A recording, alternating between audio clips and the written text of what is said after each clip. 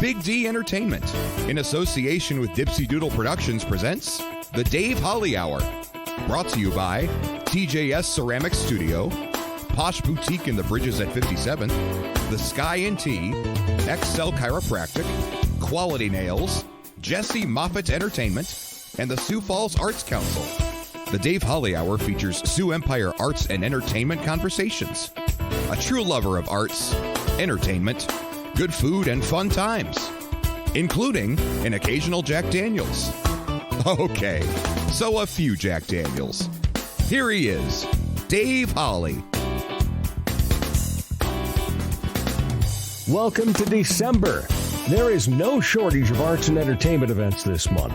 I will be taking the last Thursday of the month off, but we still have 2 more episodes after this one.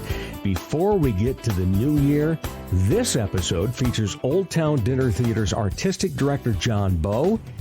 He tells us about their production of Every Christmas Story Ever. Then, Janice Gilbert makes her first appearance on the show. She'll be performing in this month's live and local event at the Washiington Pavilion. But first, let's pop the cork on this bubbly little show. Time to grab your favorite beverage, lift it high, and toast it to being Thursday, a.k.a. Weekend Eve. Hey, the weekend isn't around the corner, it's here! So long, hump day and your frumpy way. We say hello to Thursdays with opening nights. The weekend is near and we can see the bright lights. Yes, Thursday, you're so hearty, we can't wait for Friday, so a day early, we start the party. Whatever you're drinking and whatever you're drinking it out of might very well be determined by where and when you're listening. My choice, here in the studio, a Jasper Newton. That's Jack Daniel's Diet Coke with a lime.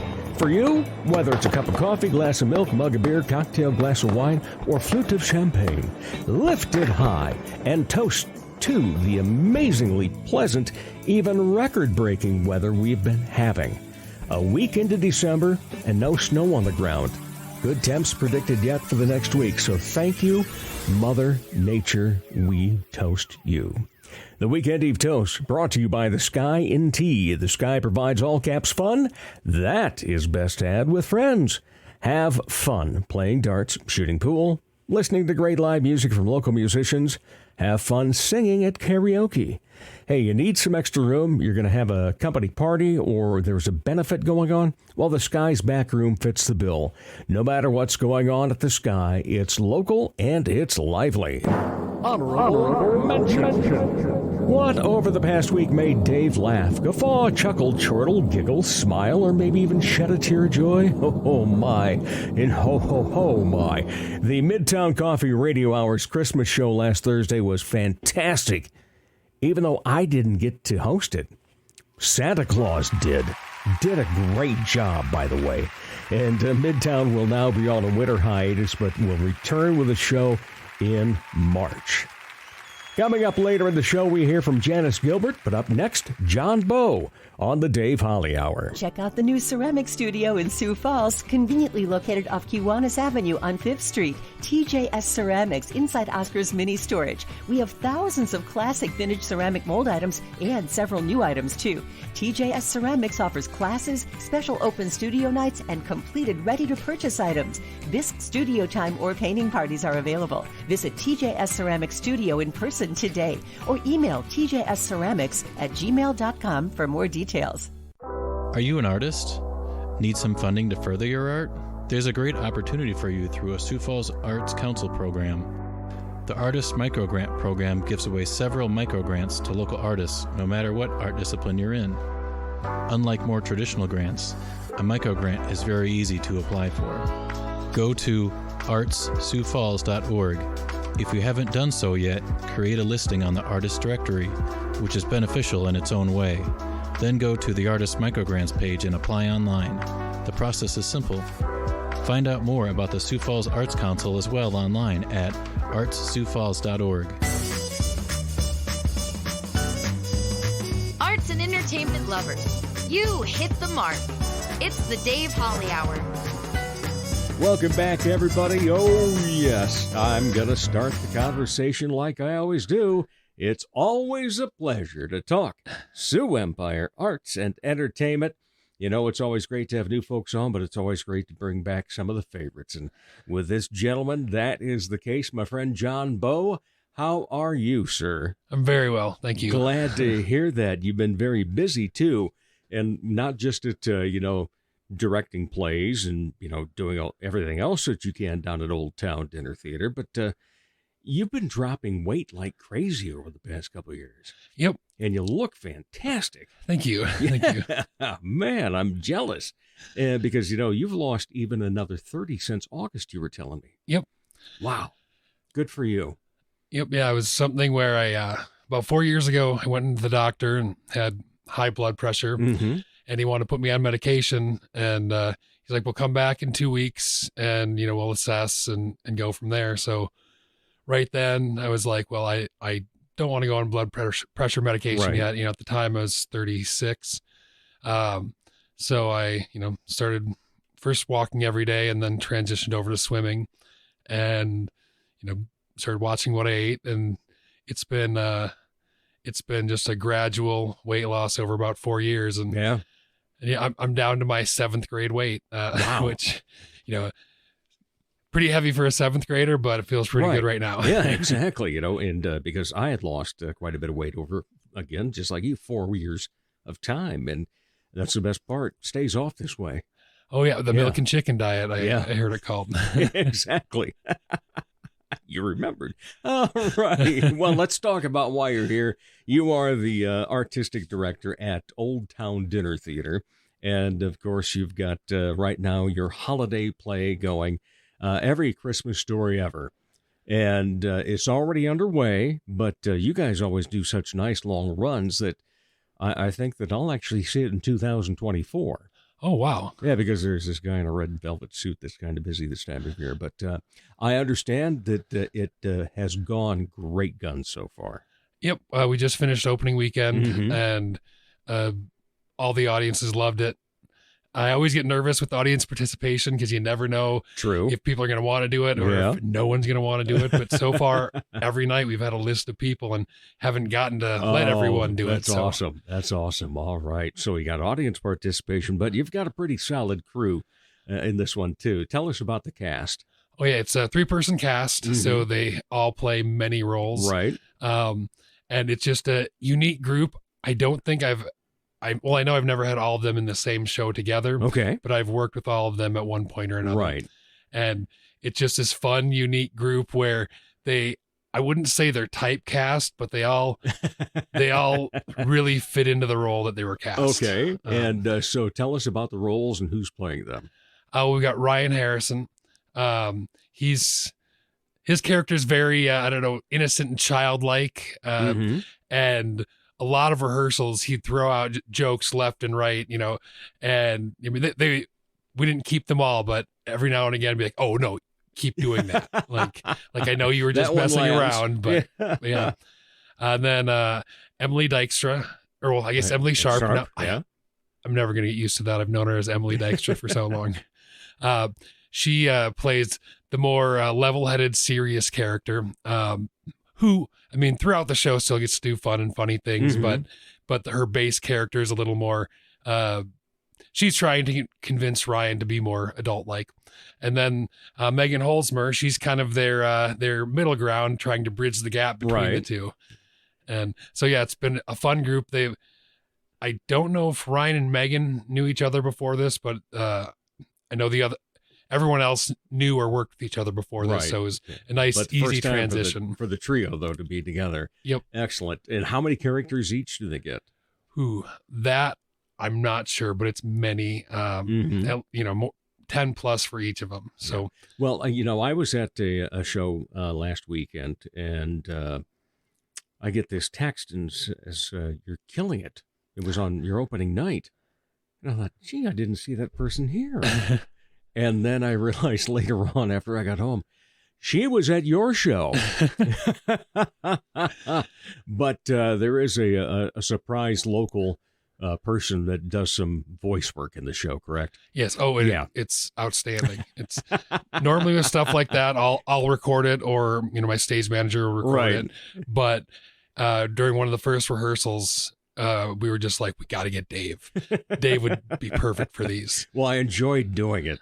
I did have to contact my sister on a couple of pronunciations and so forth. I was close on, well, I knew some of them, just wasn't positive about them. But then there was one that absolutely had no idea about. And then she didn't even at first. And then she looked it up and found it. So that's how that all came out perfectly. We got to give credit where credit is due. She's an retired English teacher. So that always helps out. But what is the most fun about this particular show? Because you guys always put on such great stuff and humor filled. But what is it about this particular show that you liked when you were reading it to determine if you'd do it? Well, just how quickly it goes from one thing to the next, because they're trying to get so many Christmas stories in. Mm-hmm. So there's never a lull. There's never an exposition dump like some shows. It's here's the pertinent information delivered in a funny way. And yeah, there's a few moments like the Thanksgiving Day parade and then when they're doing a Christmas Carol in the second half that I just laughed out loud and like, oh, just picturing it. And I'm like, that would be great. Did you already have an idea as to who would play these roles? Or when auditions came around, did you have to go, ooh, it's going to be a tough lot? Oh, I had no idea. I didn't know who was going to audition. Christmas is always iffy, because people have so much going on. Right.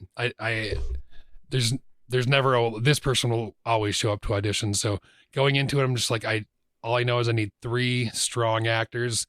And I mean, I only had, I want to say 10 or 12 people audition, mm-hmm. but they all could have been in it. Right. I mean, they were all very strong for their own reasons. And then even when one of my auditions I had to do outside of my regular audition, and I had Andy, my stage manager, and Megan, the executive director, mm-hmm. they read the other 2 parts during the audition. And at one point I was like, I could use these 3. Like, they're all great. And speaking of Andy, I have to give a shout out to both Andy Steinhaus and Randy Rude. Randy, he's our lighting designer, and he killed it. Absolutely killed it. When doesn't he? Oh, I mean, I've never experienced that, but he's done lights for me before, but most of our shows are fairly simple lighting wise, a lot mm-hmm. of just lights up, lights down. There's 60 some light cues, just wow. this beautiful attention to detail. Like when we're talking about they talk about Christmas traditions in different countries. And we've got 3 Christmas trees that are lit up on stage. And during those, Randy lit up the trees with the colors of the flag of the country we're talking about. Oh, so sweet. You might not notice it, but it's there. And then Andy, this show is a technical, I wouldn't say nightmare, but it's challenging. Mm-hmm. Between all the props and costumes right. and cues and everything. And from day one, Andy just killed it. Like I've worked with Andy a number of times now as my stage manager. And I mean, if I had my way, he would be my stage manager permanently. Yeah.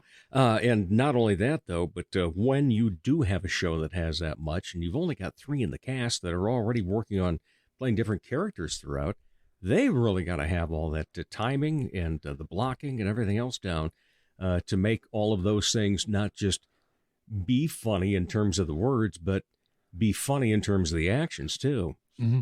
Oh yeah. Well, yeah, that's just it. When you're trying to throw on a costume real quick and have to come out and nail the timing. Ryan's got a couple of costume changes where, it's because there's a lot of just costume pieces, but he's got a couple where he's almost full costume one thing, has to get to full costume another thing, and out there and in character. And yeah, he gets it every time. Well, and there have been a couple times during dress rehearsals where he didn't get his costume fully on, and it was still it was one of those things where I had to stop and go, should I have him do that on purpose because it's really funny, or just keep the costume change as is?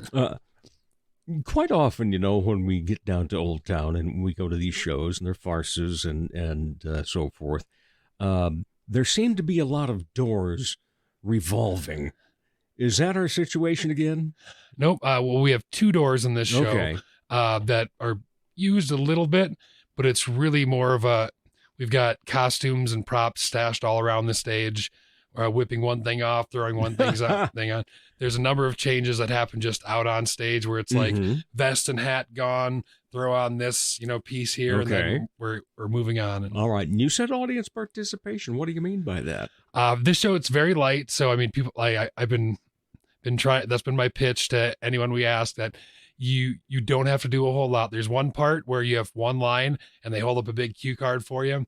And then another part where it's a game show where you just get asked yes and no questions. So it's, like I said, it's pretty light. You don't have to do a bunch of big acting, but right. Because, some people go in there a little timid. Mm-hmm. Yeah. But I've also been at I've been at many of the crowds that you've had there. And I'm sure somebody will always be in on that. Mm-hmm. Yeah. And it's always such a fun time down there.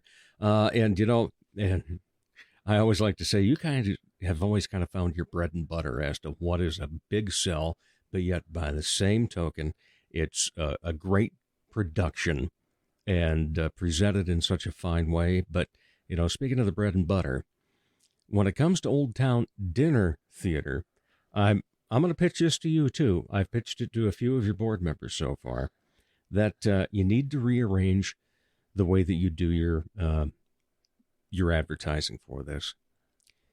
How would you like to have a great meal at the best restaurant in South Dakota, and we'll throw in a free show?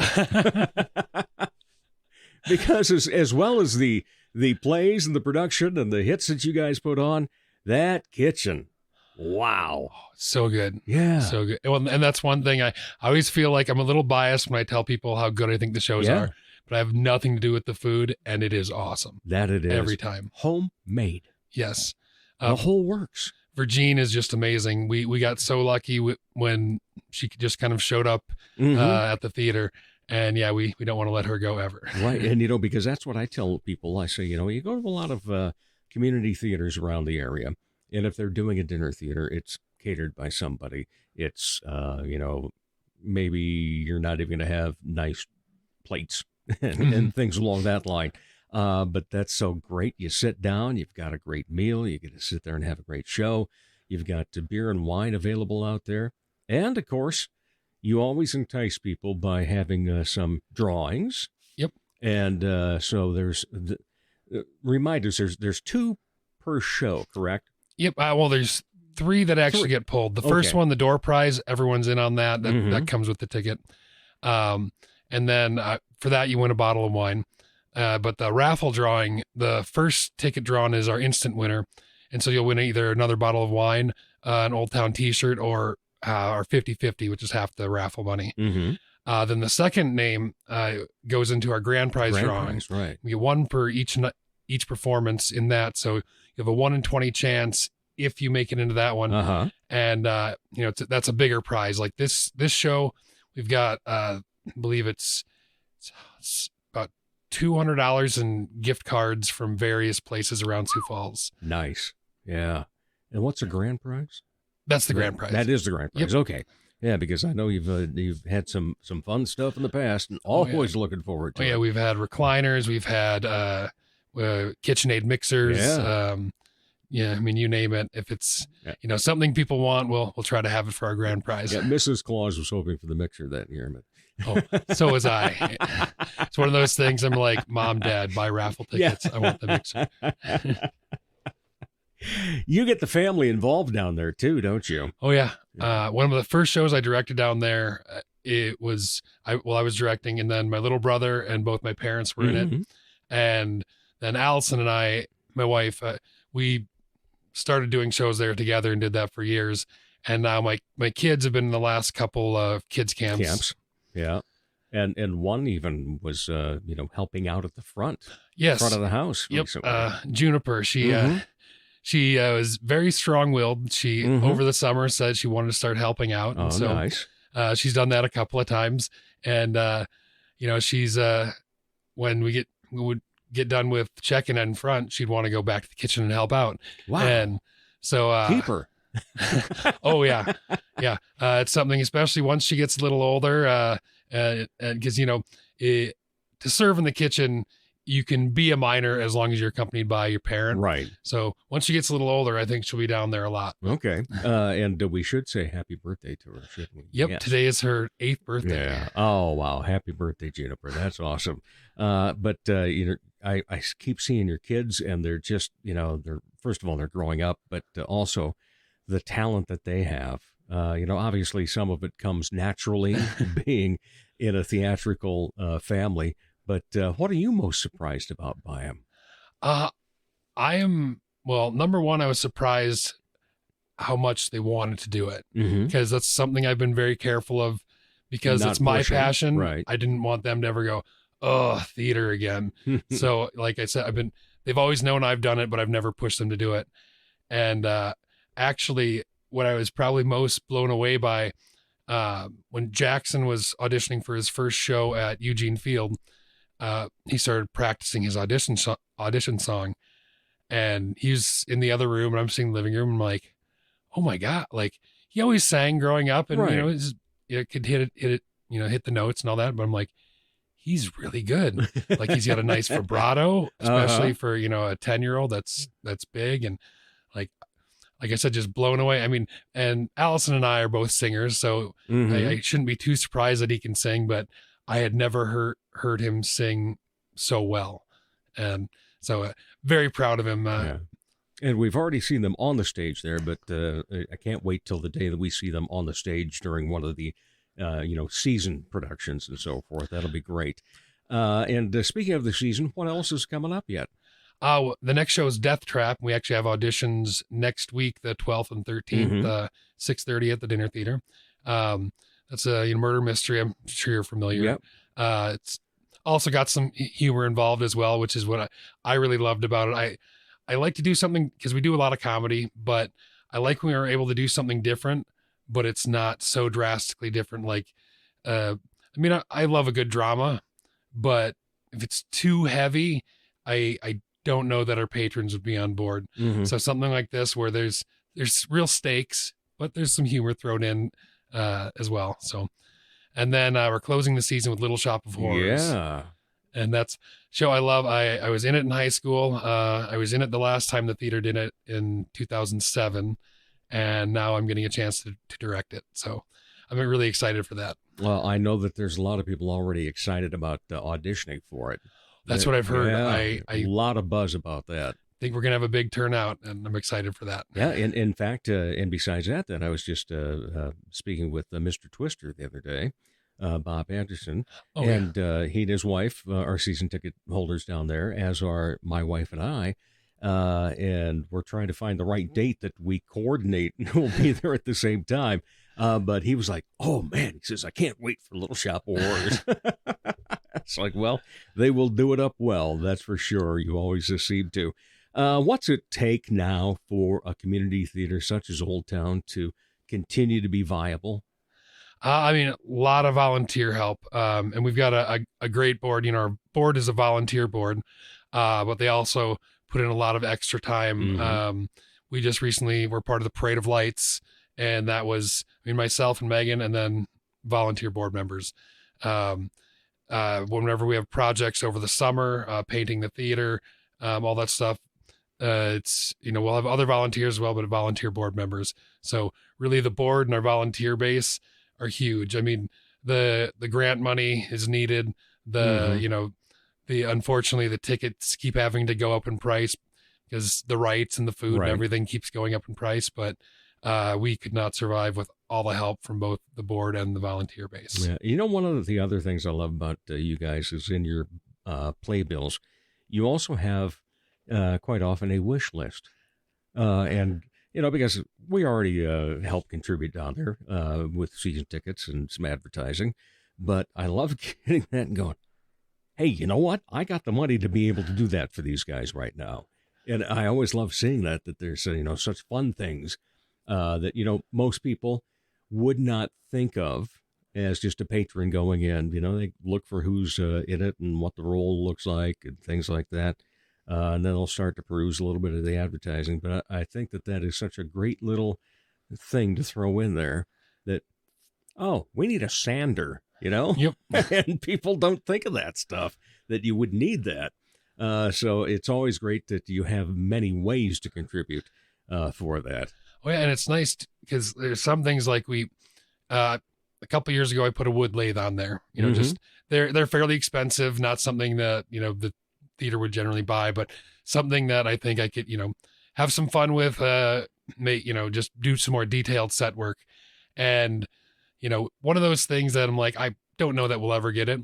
But then during the last show, we had a guy come. It was his first time down there, and he was like, I've got this wood lathe in my garage that I never used. Do you want it? Oh, wow. And so like things like that too, where you can look at the wish list and be like, I have one of those laying around that I never use. I'll just give it to the theater so it can get some use. Yeah. All right. What about the acting career of John Bowe? You've been busy doing so much directing and, of course, being the artistic director there as a full-time position. But what about you getting back on stage? Well, so the last few years I've been in about one a year. Right. I don't have any plans for this season, but 3 years ago I also didn't have any plans of being in one, and then had to. So we'll see. Like I said, I don't have any plans this season, but it's also something too where I really treasure the time that I have with my kids, especially, as fast as they're growing up and all that.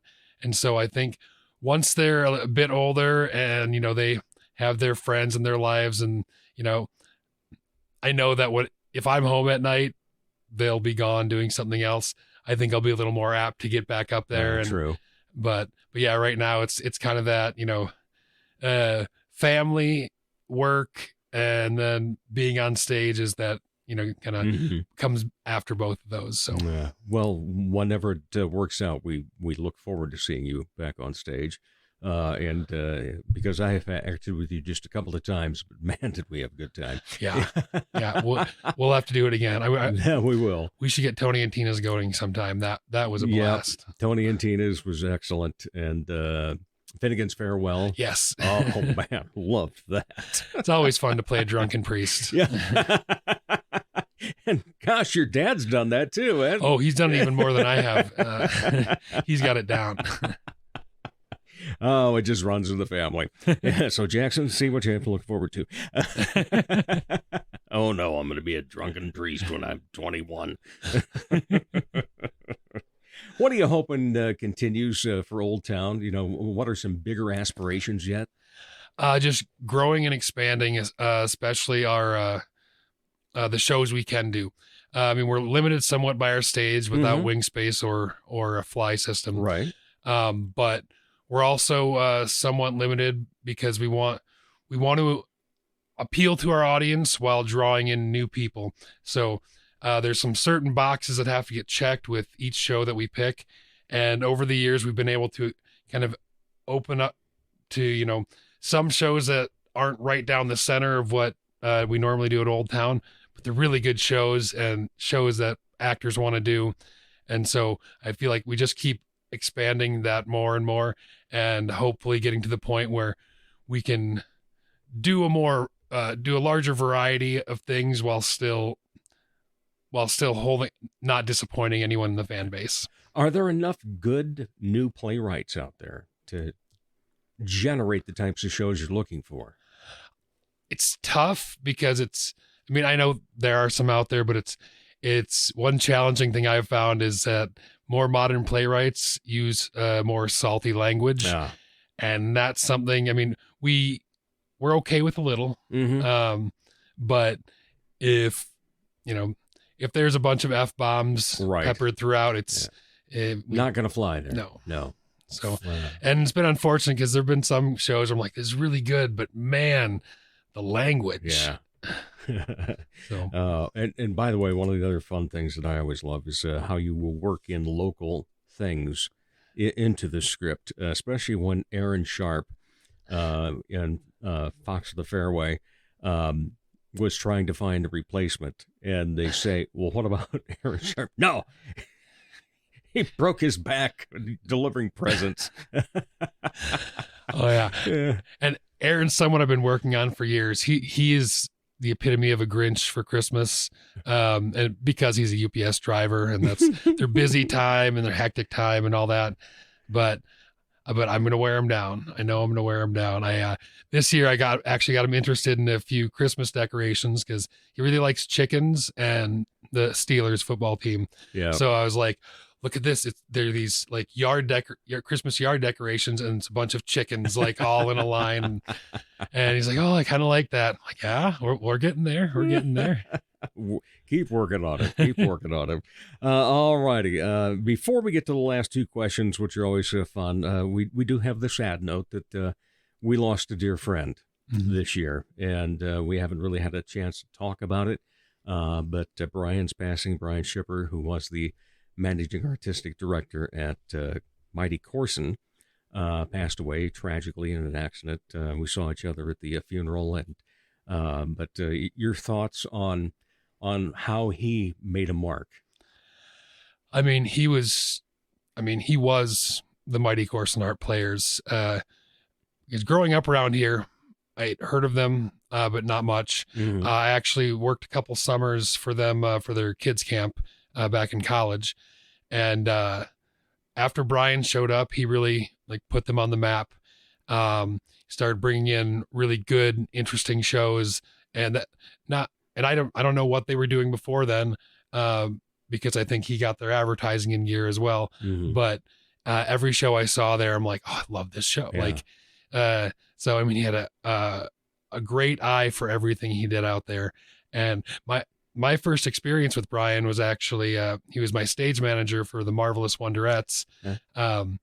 He and Casey Ring, the old executive director, were good friends, and needed a stage manager, and Brian volunteered.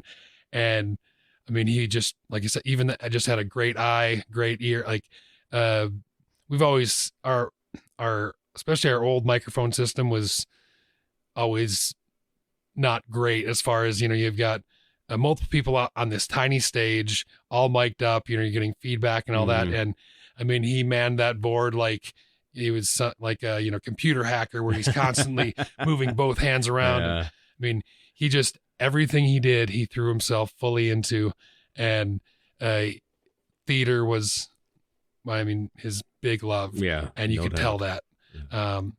Many times he'd come and watch a rehearsal and give me notes. And I love, because we butted heads a lot on our view of certain things, just an approach to the show. So he'd have his note, and I'd think about it for a second, and then I'd tell him why we're doing it the way we are.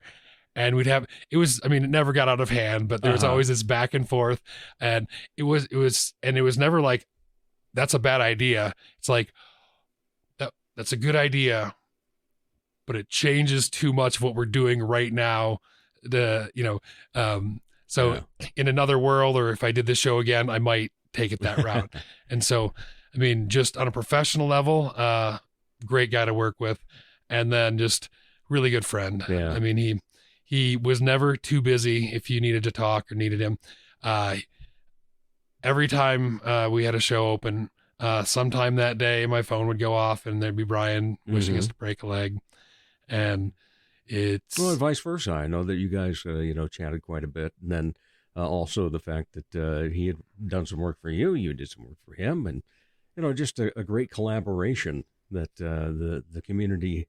We're so fortunate with what we have here for seeing things on stage, and I'm so thankful that I get to continue to talk to you from time to time, get you in here, and talk about Old Town. It is definitely one of our favorite places to go. Good. And looking forward to seeing it. Let's see. I think we're on the Saturday in 2024.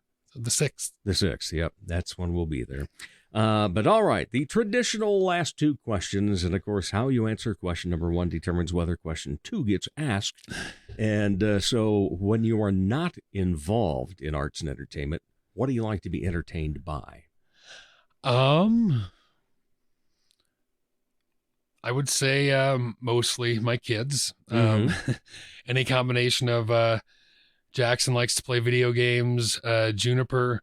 So we'll play, Mario Party, Madden football, whatever he feels like playing. Juniper tends to be a little more hands-on, where I guess it's kind of arts related in that she's recently taken to directing. She's if you ask her, I think she's got 3 shows she's working on right now. One at with age 8. At age 8. One with her friends at school, one with the family. Involves the entire family except my brother Dave, because she said he has to be the audience. So, but no, I think the last 2 years at kids camp, she's realized that's the job with the power. I want that. Because, she's been an actor in my kids camp and be like, okay, I need you to do this. And she'd be like, well, what if, no, I'm the director. Listen to me. Just do this. Okay, honey. And she's taken that to be like, all right, then I need to be the director, because she wants to be in charge. I love it. I love it. All right. Any other hobbies? I still do a lot of 3D printing, and 3D design. But yeah, swimming, I enjoy doing still. Like it's something where, if I can't swim, I'll go on a walk, but by the end of the walk, I'm done. Right. Swimming, once I get to the end of my, 45 minutes, I could keep going, and it's just something I really enjoy. And it is available to you year round, whereas sometimes that walk might be a little dangerous. Yeah. All right. John Bowe, always a pleasure. Thank you so much, my friend. Thank you. And we'll be back with more of the Dave Holly Hour in just a moment. Comedy magician and hypnotist Jesse Moffat's right. He can't play the piano, but he can sure entertain crowds with his amazing magic and clever quips. His shows always make the participants the stars, especially when they've fallen asleep on stage. They've been hypnotized. Are you the party planner in your group? Then you owe it to your group to make the event magical, even if it puts you to sleep. Here's how. For booking information, go to Jesse Moffat Entertainment on Facebook. That's JESSEMOFFITT. Or call 605-929-0964. Dr. Perry Langston and Dr. Corey Towne know excellence is in you. That's why they provide you with excellent care at XO Chiropractic, improving your overall health in spirit, body, mind, and will. Get results the natural way. Arrange a consultation. 605-332-9235 or exokairos.com. Excellent care for excellent people. XO Chiropractic, located at 4309 South Racket Drive in Sioux Falls. Check out the new ceramic studio in Sioux Falls, conveniently located off Kiwanis Avenue on 5th Street. TJS Ceramics, inside Oscar's Mini Storage. Bisque, studio time, painting parties, and finished items are available. Visit TJS Ceramic Studio in Sioux Falls today. It's the podcast that creatives in the Sioux Empire listen to so they can learn more about other creatives. It's the Dave Holly Hour. Welcome back, everyone. Oh, yeah, just go ahead. Say it along with me. You know you want to. One of these days you're going to do it, and then people around you are going to, that aren't listening but hear you listening go, what are you talking about? Well, it's Dave. He always says, it's always a pleasure to talk Sioux Empire arts and entertainment. Yes, and I always love having a new guest on. And today we bring to the Dipsy Doodle Production Studios, we have Miss Janice Gilbert. How are you? I am great. Thanks for having me. Oh, my pleasure. And now here's the thing. I don't know what to introduce you from. Oh, yeah. Because the reason that I have you here is to talk about, the fact that you've got that live and local. That's part of the pavilion. And that's coming up in a couple of weeks. Yes. And we'll get to that. But you've also been in Goodnight Theater. Correct. Yeah. Yeah. And so let's go back to how all of this started for you then. What got you interested in singing and performing and music in general? Oh, my goodness. That we had to go all the way back. Let's see. Well, I would say singing and performing goes all the way back to just childhood. Mm-hmm. My mom played guitar, and I like to think of her as like Maria on The Sound of Music or something like that, where she always had her guitar, and when we were on road trips, things like that, she would always sing these like funny little ditties, and I don't know. It was just, that's kind of where it started. Right.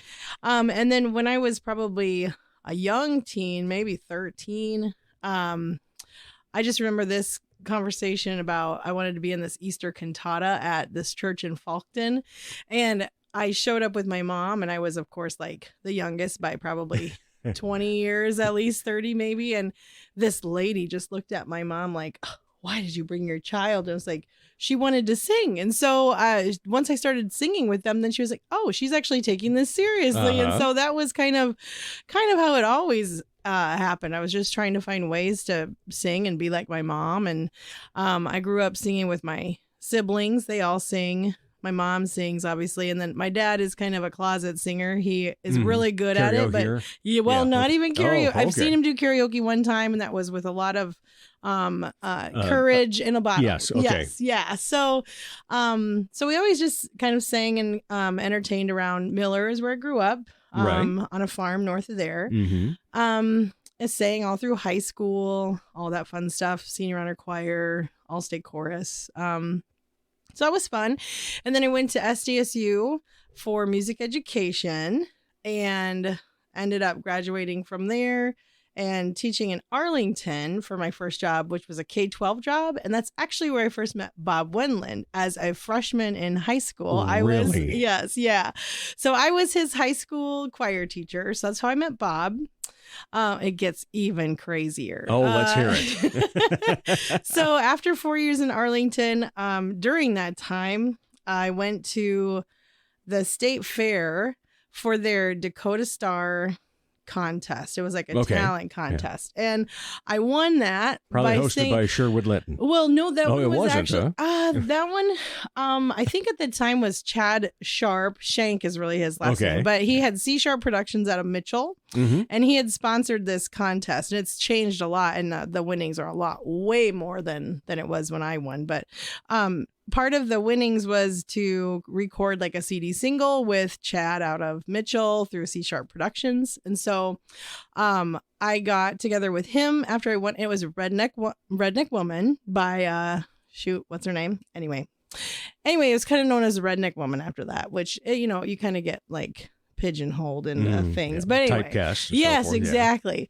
So I started kind of meeting with him to put together the CD single. Of course, he writes all his own stuff, and I had been writing music for a while. I didn't think I was very good at it, and I was writing on piano. I had wrote a couple songs that I played, of course, like at SDSU at like their Capers event, things like that. But anyway, he found out I was a songwriter, and so he's like, well, this CD single, we need to like write something together. And so we ended up doing this really pop CD single, and he liked my music enough that he let me have an extra song on there that I had written by myself that was for my brother who passed away when he was younger. So that was really cool, and I felt like that kind of opened up some different opportunities for me. He was like, you need to get yourself out there. And so I don't know why, but I just really enjoy singing the national anthem at sporting events. So at the time, of course, this will date me a lot, but I started recording myself singing the national anthem on cassette tapes and sending them to various places. And I actually got to sing for the Chicago White Sox, which was crazy. Yeah. And so then all these things were kind of happening at the same time. We released the CD single. I started singing the White Sox was kind of a big kickoff for that. And so then I was like, maybe I can actually I don't know, go somewhere and do this. And so we got it in my head one day. I came home and I said, Tim, let's move to Nashville. And he's like, okay, that's kind of how Tim is. Tim's my husband. We've been married. It'll be 20 years this June. And so he's always just been like a really great supporter. And if I get an idea, he's like, okay, sounds good. And he's, now we have a 9-year-old, and he gets, he gets stuck. I shouldn't say that, but he's at home a lot with Dawson while I'm out doing whatever I'm doing. And so it's just great to have that support there. But we ended up moving to Nashville for 7 years, just doing the singer-songwriter thing. I was also teaching down there too. I had a K-12 elementary music teaching job, and it was a huge school. The amount of people in the school on any given day was more than the amount of people in Arlington. So that was insane. It was like Then an the actual elementary city, school. not just Yes, yeah. yes, Wow. yeah. So it was a culture shock for sure.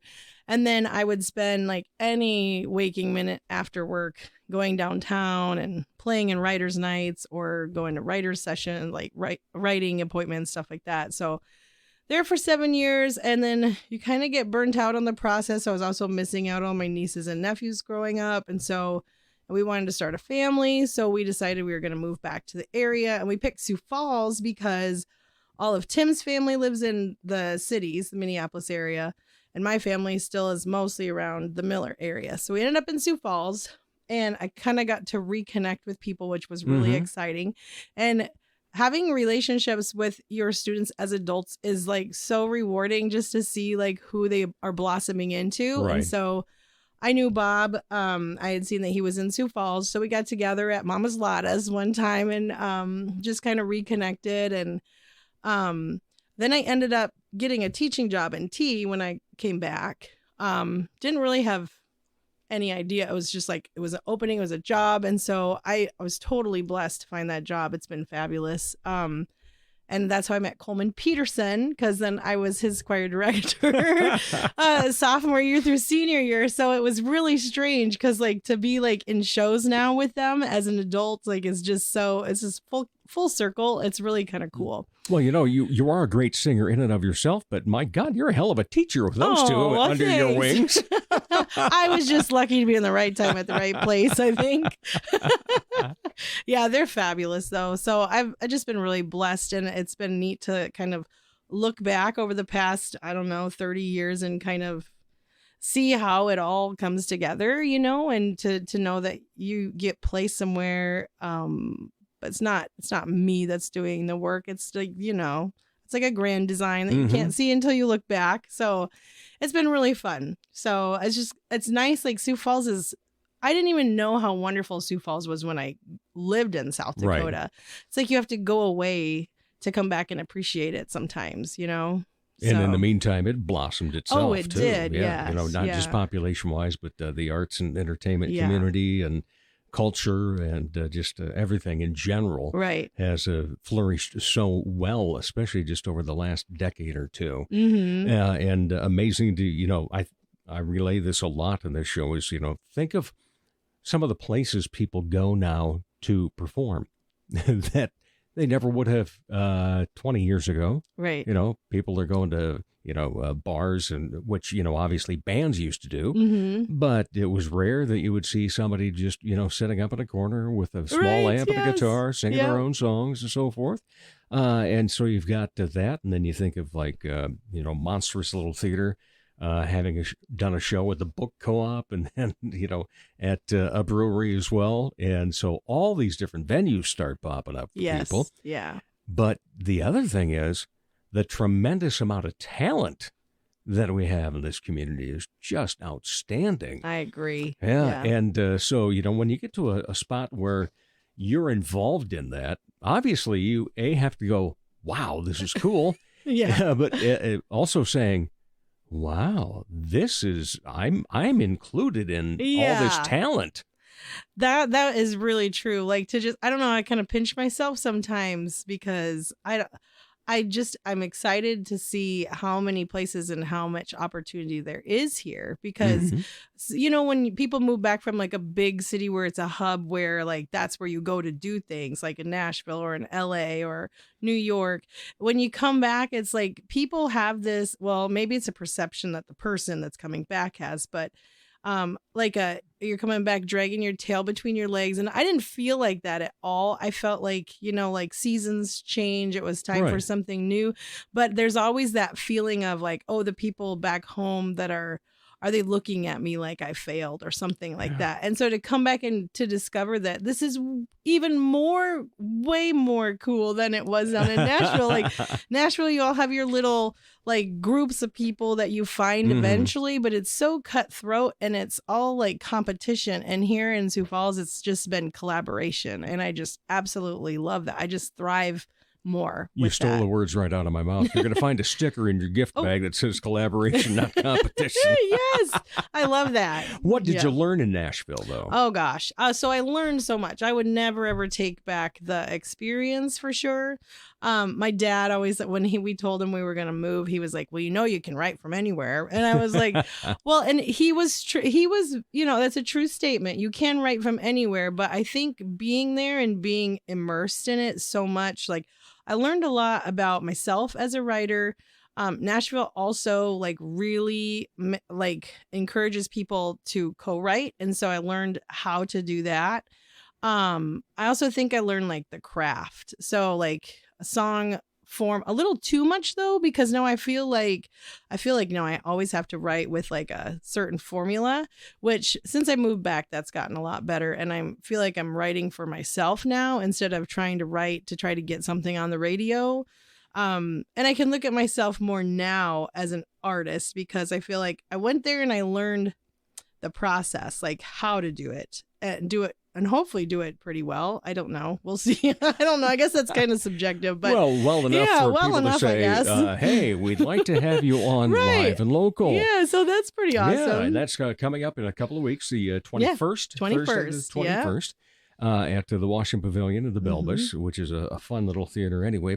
And you've had some experience on that theater now by having been involved in Goodnight. Yes. What have you been having the most fun doing then with the different things? Oh, goodness. Between Goodnight, besides doing your own, you've got teaching that you're involved in. And... Yeah, I don't know. There's so many so many cool things about all of them. I think with the songwriting and Live and Local, I feel like that's gonna be my chance to almost do more of a storytelling, tell my story.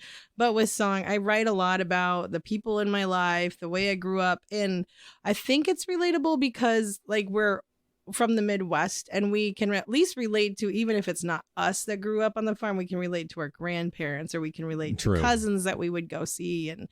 And so I love that part of songwriting. I feel like not a lot, and I could be wrong, but I feel like a lot of venues aren't really looking for people playing original music, though. I feel like it's getting better. A lot of covers. It's getting better. Yeah. But I just to myself, it's not, especially if I'm going to spend time away from my family, away from Dawson and seeing him grow up. I don't like to invest time in playing other people's songs because that's not necessarily fun for me.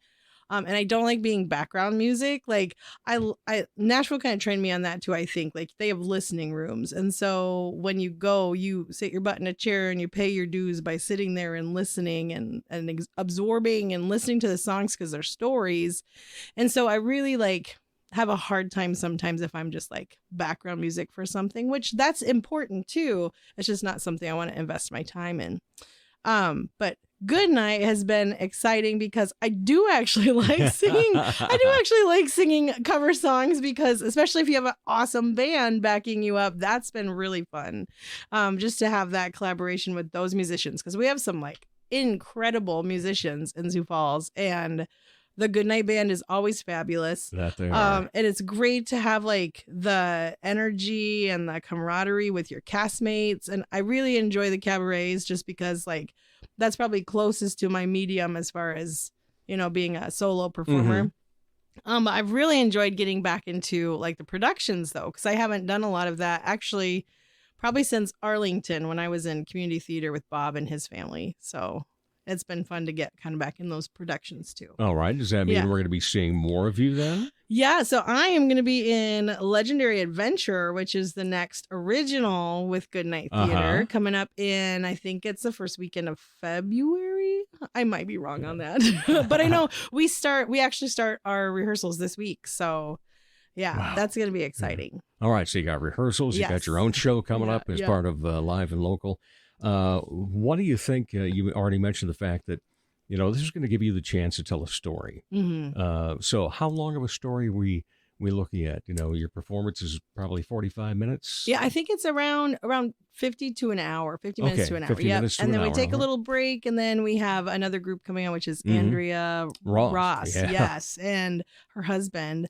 I was trying to remember his name. But they're going to be fabulous. I saw them at the Stage Awards last year, I think it was, and they were fabulous. Yeah. So she's quite the singer, and he plays cello. Yeah, very good. In fact, she has quite the resume. Andrew Lloyd Webber and like across seas, like overseas performances. All of that. And I'm excited to hear them. Yeah, looking forward to that, but looking forward to you as well. Thank you. Especially having seen you in Good Night. Yeah. And I didn't know how much of the acting part though you had in you, and whether that was or is that Sometimes just, I wonder.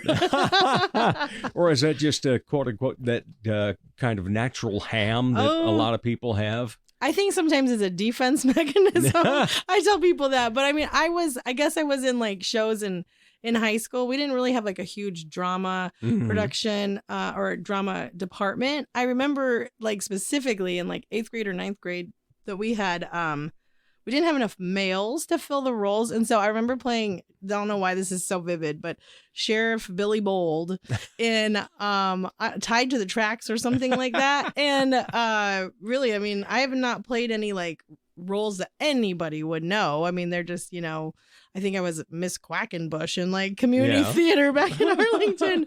I've always loved acting, and I've always like, since I've been at T too, I've also been in charge of the drama, so I've had a little bit of directing experience with that.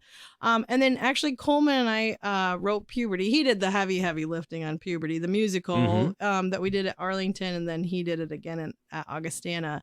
So that was really fun. But yeah, I think I'm getting off track. But that's what the show's about. Yeah, so that's been fun. So also I told Luke Tatchu the other day, I was like, I think I might want to even try like improv sometime. I just think it'd be fun. Yeah. I have no idea what I'd be getting myself into, but it is fun. Yeah, I did it for fun. About 20 years. Oh, well, there you go. Yeah. It is a blast. And see, there's another thing that we're very fortunate to have. Improv Falls. Yes. It's just an amazing group. And a lot of those people are involved in other things as well. But it's funny how you have talked about, your previous students, but now here you are with additional students in your full-time job as an instructor. What do you like to tell them about your experiences and maybe what their expectations of things should be? I think the biggest thing that I want them to see is like they can be involved in this their whole life, like they're young and like they're involved in so many things, and like time is just like divided. They don't have a lot of time because a lot of them have jobs or they're in sports, and I just want them to like find their passion and whatever that may be, even if it's not cool, like in whatever school they go to, that if you really want to do something, you can. And the cool part is where they're located, there's so many opportunities for them. There's DAPA, there's their school, there's so many things that they can be involved in. And I think by me being involved in things in my 40s, like I want them to see that like I actually auditioned for Goodnight because I kind of wanted to see what process they were going through when they came to audition for me, and I was like, I don't understand why they're so nervous. Well, now I get it, like I want them to understand that like I'm in their shoes. I want to see it from their perspective. And so I just hope that I don't know, makes them feel a little more comfortable with when they have those opportunities at school or in the community. Yeah. So you obviously are the singer / songwriter. Yeah. But what do you think your forte is out of everything that you do? Out of everything?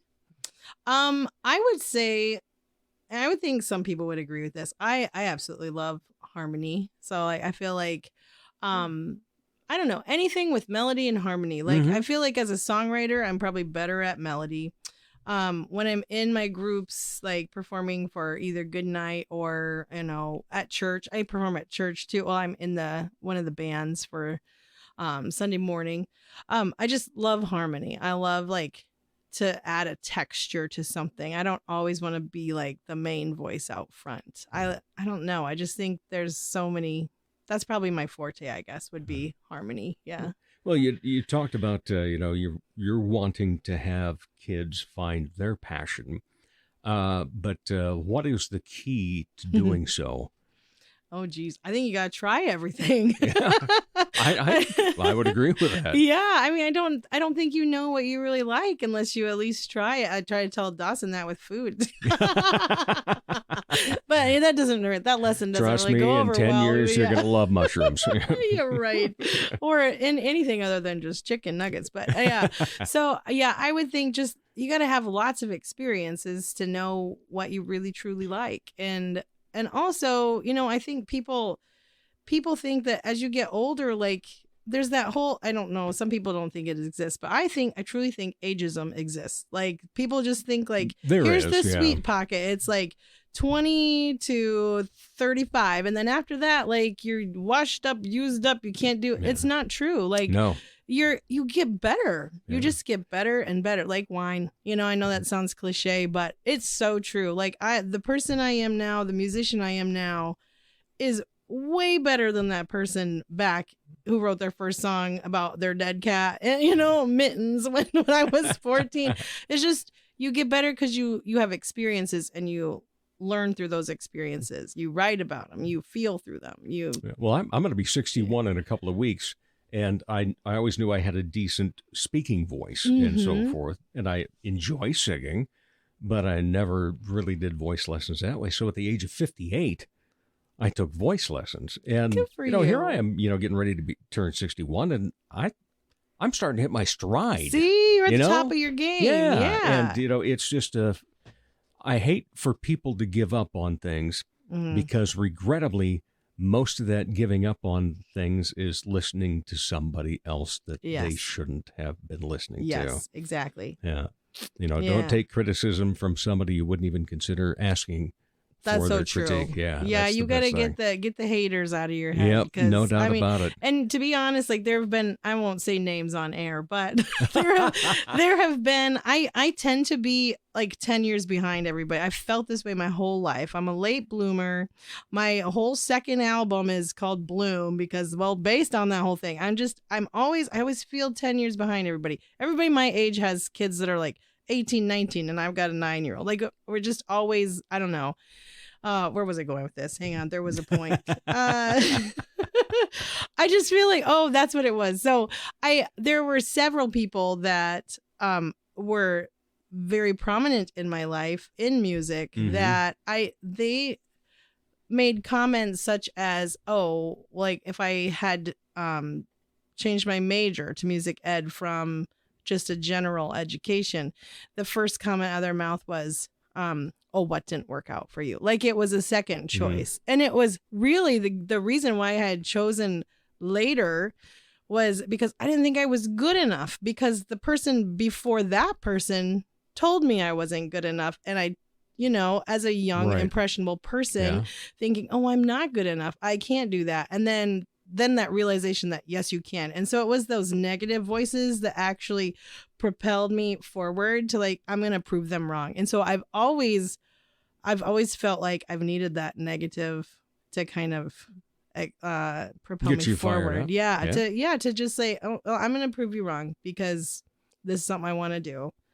So if I wouldn't have had that, I mean, it stinks because at the time, who knows what else I could have done, but everything has led me to this very point right now. So.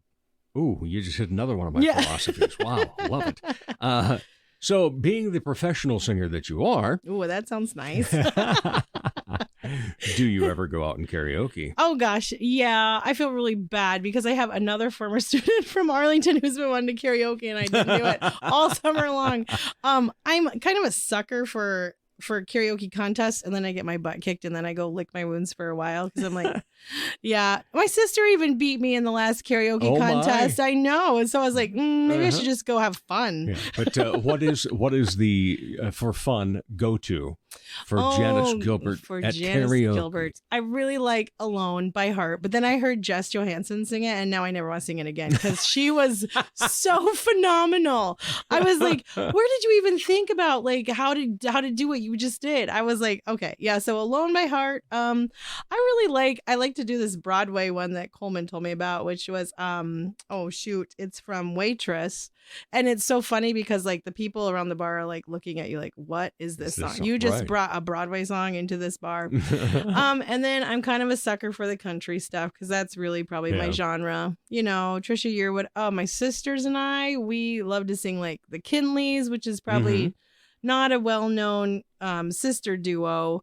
And of course the great duets by like Reba and Linda Davis, stuff like that. Fantastic stuff. It's way more fun to sing with my sisters than go by myself.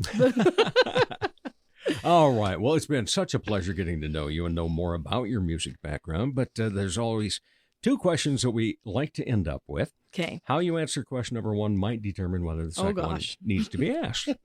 But when you're not part of the arts and entertainment community, what do you like to be entertained by? Oh, my son is very entertaining. I have high hopes for him because and I don't want to like push him into anything, but he likes to beatbox. And as a 9-year-old, it's just so interesting what he comes up with. He's actually pretty talented. I mean, I don't know how to beatbox, but like I'll try to do something. He's like, no, Mom, not like that. So he's entertaining. I also, I'm a sucker to binge on Netflix sometimes. I really like to read when I get the time to read. What are you binging of late? Lately? Oh, goodness. I'm just trying to find funny movies that like make me laugh. I'm trying to think of the last one that I watched that was really funny. I'm going to draw a blank now. We were watching Suits for a while, Tim and I, when we had some actual time to watch something at the same time. We have been going through the Blacklist. Oh. Yeah. Really? Yeah, and it's one of those because, I never watched it when it was on NBC. Then somebody told us to watch it. It's like, okay, watch the first one. It's like, okay. So we watched like 3 the first night then. Okay. And I came away from it going, why did we never watch this when it was on television? Because it's just intriguing. It's like, got to get to the next one. What's that one about? It's that's the one where James Spader is the world's most wanted criminal. Oh, okay. But he works with the FBI.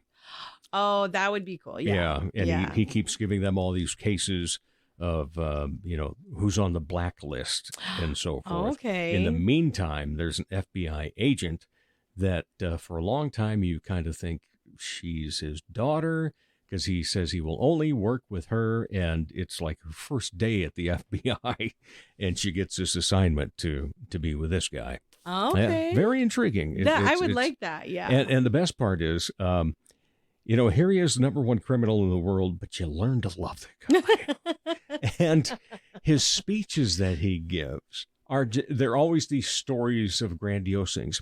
Well, I remember a time in 1983 on the coast of Barbados when, and it just always takes off, and it's just fun stuff. I love that. Yeah. I'll have to check that one out. Okay, yep. And then the other question is, any other hobbies? Oh, other hobbies. I have chickens. I love...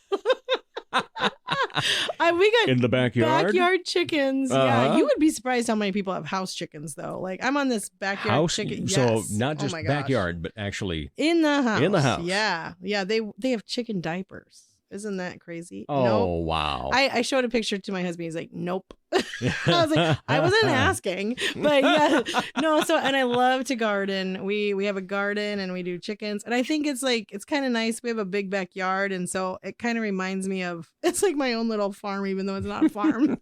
But I mean, it gives me, I don't know, it grounds me a little bit. And yeah, so I love the garden. I love the chickens, even though they tear up some things that I kind of like, but they're still fun. Yeah, so, excellent. Yeah. Well, you are fun, and we love what you do on stage for Good Night, and looking forward. We've got our tickets already. Oh, well, for live and local, and anything else you might be up to doing would be fantastic, because I know of a little variety show that occasionally needs singers. Oh, yeah. Oh, what is that? We'll chat. We'll chat here. Good. That sounds good. All right. Janice Gilbert, thank you so much. Appreciate your time. Me. My pleasure. We'll be back to wrap up the Dave Holly Hour in just a moment. Helping women feel empowered and confident is what Posh Boutique at the Bridges at 57th does, while supplying high-quality clothing that fits your lifestyle, personality, and price point. Whether you want comfy and cozy, casual attire, or something for a special occasion, Posh provides quality, selection, and value. They carry sizes extra small to 3X and have something appropriate for any age. Feel empowered and get confident. Posh Boutique at the Bridges at 57th. Ladies, when it's time to give your nails some love, get that extra special treatment from Quality Nails on South Minnesota Avenue in Sioux Falls. Manicures and pedicures that look great and make you feel fantastic. Zaya and Tony provide professional care for your hands and feet, whether you just want the basics or an extra special look with added flair. Oh, and guys, it's okay to treat yourself too. Quality Nails. Call for an appointment. 605-334-1463. You've never met a meal you didn't like. Here he is, Dave Holly. Thanks again to my guests John Bowe and Janice Gilbert. As always, the biggest thank you goes to each of you that listen, download, share, and follow. If you haven't so far, follow us on Facebook and Instagram.